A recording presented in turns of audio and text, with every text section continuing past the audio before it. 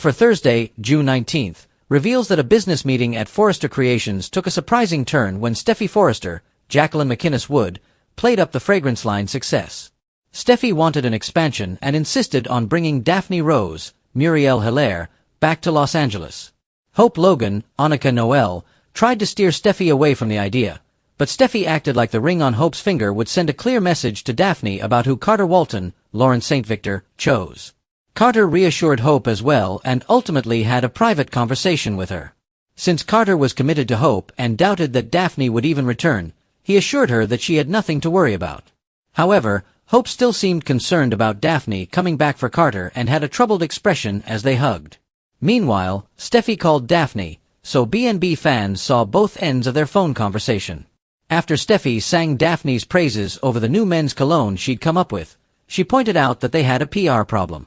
Steffy pushed Daphne to return to LA and help them launch the new fragrance, but Daphne suggested the scent would sell itself.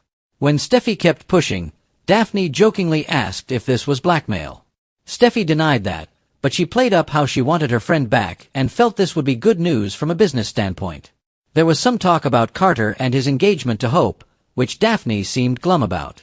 In the end, Daphne turned down Steffy's request and suggested she couldn't think about Carter.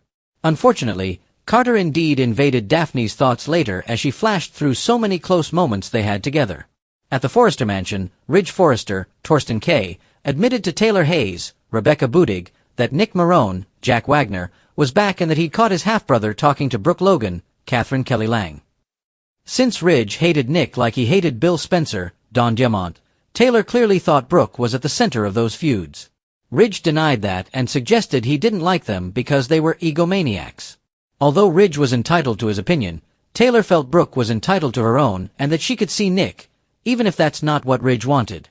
Brooke was a grown woman who could take care of herself, so Taylor thought Ridge should accept it if they were finding their way back to each other.